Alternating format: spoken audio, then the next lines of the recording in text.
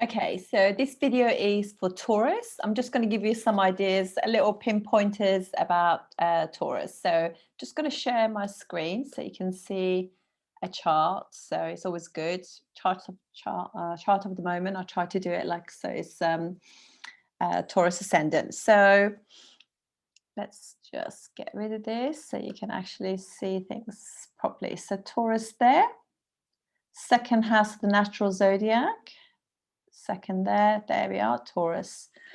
So we have Taurus is the original second house, and it rules body parts like face, mouth, and the neck. Element is earth. Fixture is the nature of it is fixed, and the guna is rajas. So it's all about creating. Action is all about creation as well. And the ruler is Venus, which is a watery planet. It's exalted Rashi for the moon at 3 degrees, which will be in Kritika. And Rahu is also exalted there too. Debilitation sign for Ketu.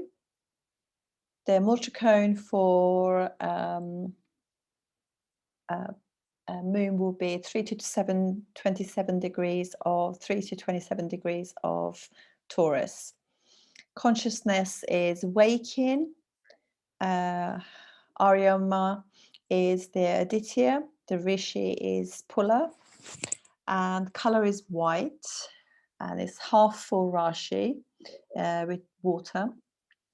Reaction to water is using it because obviously it's to do with agriculture. And deity is Soma. And it's quite grounded. It's quadruped Rashi. So the Rashi is obviously long astronomically. The strength of it is at night and resides in the south. It rules kind of villages and businesses, and merchants are all sort of like represented by Taurus. It's earthly, so obviously accumulates, hardworking, and rises from the back. The ascendants can be a bit plump with thicker thighs, bigger face, and they can be engaged in agriculture ventures, and the middle to last part of their life is normally the happier times for them. They work really hard to begin with, really, so fond of enjoying their partner.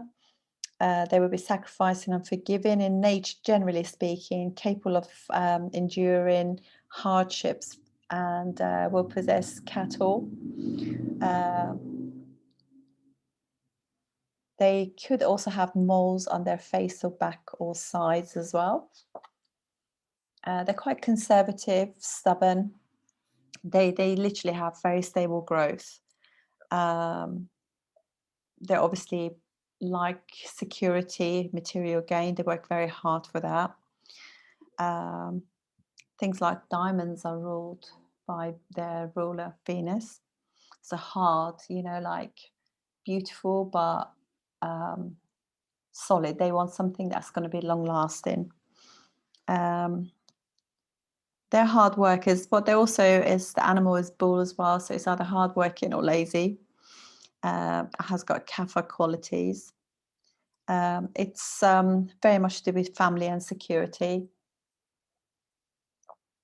And farming foods, all the senses, jewels, nourishments and sustenance, growth and fertility, refinement and being classy, durable, and all the senses are all part of what Taurus is all about. Taurus is also a dharmic sign. Taurus is, they call that like tableland farms, the cows station, and the forest. Security to be in control. But by the way, that quote that I just said is from Jataka Parijata, as security, being control, fixed. They like money in the bank, so security is all important to them. It rules their teeth. It's reliable.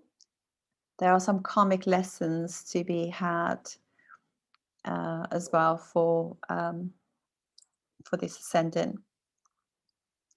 Karmic lessons will be to detach from material world and the five senses. They could have thyroid issues if the Lord Venus rules thyroids. Obviously, materialistic sign, very stable, nature and beautiful, land and flowers. They're not as fixed or rigid as the Aquarius, but it still is a fixed sign.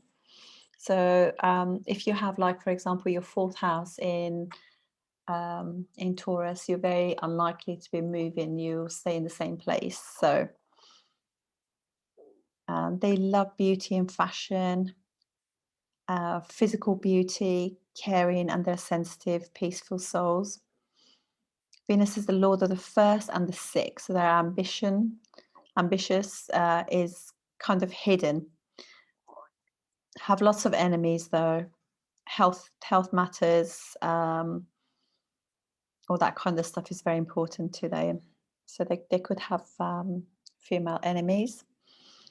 And careers in healing, health, and that kind of stuff will really help them. They can be their own worst enemy. Mercury rules their second and the fifth house, so their money planet is Mercury. Although Jupiter rules the 11th house as well. Excuse me. Moon obviously rules their third house. They can be moody or have moody brothers and sisters, or moody mum, sensitive. Fourth house, mum. They like property and land, strong and independent. Mother. Mars rules 7th and 12th house. They have difficult, feisty partners who are a bit combative. Losses in love, definitely, because obviously Mars also rules 12th house. Unattentive, unavailable partners, really. They attract, drawn to the masculine, determined partners. Jupiter rules the 8th and 11th house, so bad houses, functional malefic for them. Problems with excess, problems with food excess. Jupiter is also in first in transit. They can get really fat. This is a Rashi that can actually put weight on, or they could die as well, because also rules their 8th house. Saturn is 9th and 10th lord, functional benefic for them. Whenever Saturn goes, brings luck and fortune for them, opportunities. Oh, excuse me. Just been so poorly for so long now. They make good teachers and do well in higher education. Good respected fathers normally they have. So that's a few more bits for you. So rules mouth to neck and senses and tonsils and jaw. So sign of getting our needs met, really. So moon is exalted here. Moon is our needs. Adapt to make sure that their needs are met. It's very important. This Rashi is all about getting your needs met. And they work so hard. They really need to be like getting their needs, communicating their needs. Sign of guilt, not being worthy if bad planets are in there. Study Moon and Venus and any aspects to them, because obviously both the very feminine planets both do really well there. So you want to make sure that you see their condition to actually be able to judge the chart. Organs of communication, which is speech, is within this Rashi. Fulfill needs by communicating. Good planet in Taurus will fulfill our needs. Teeth, break things down to nourish us as well. So know what is good for you. And Taurus ascendant, obviously Venus rule in the first and the sixth house. It's the actual the lord of them, Venus, is exalted in the 11th house. So they do well when they work hard and they gain through their hard work. And they also enjoy being with their big groups of friends. They get luxuries through sheer hard work, diligence and service, detail. Health management is important for them. Good overall life, though. They manage themselves pretty well if obviously Venus is in good condition. If the first lord is debilitated in the 5th house, because obviously Virgo is the 6th natural sign of the zodiac, debt through not reading the small print, pregnancy or progeny issues with children, and also the prarabdha,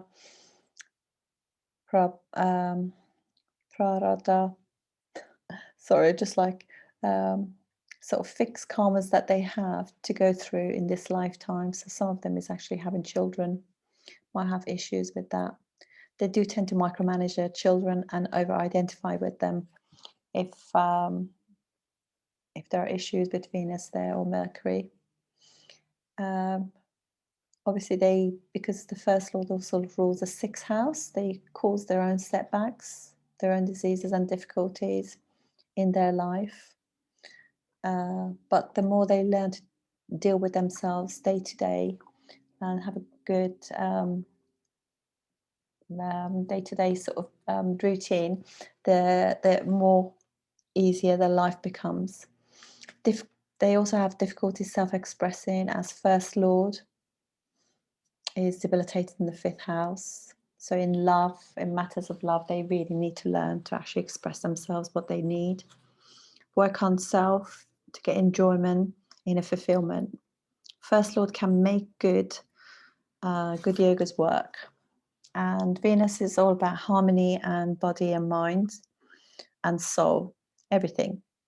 So Venus is the guru of duality, yin and yang.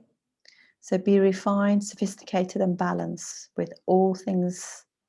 Know what it is that what you eat, how much you eat, or how little you eat. Loyal vibrations and trust. Dharma, stability and safety, security makes things valuable for them. They need to enjoy life. They need possessions and acquire true relationships. I deserve beauty, pleasure, happiness, and all the senses. Enjoy beauty of life. And clearly there are 3 nakshatras within this Rashi. So you have 0 to 10 degrees, you have the remainder of Kritika. This is ruled by the sun. Normally people who are born with Venus here, they will be beautiful, but absolutely gorgeous. A lot of models have this, but you have to also realize that as a combination of Venus and Sun, so it's quite difficult for relationships. And then from 10 to 2320, we have Rohini, which is ruled by the moon. This part is beautiful and creative and it's ruled by Brahma, the god of creativity.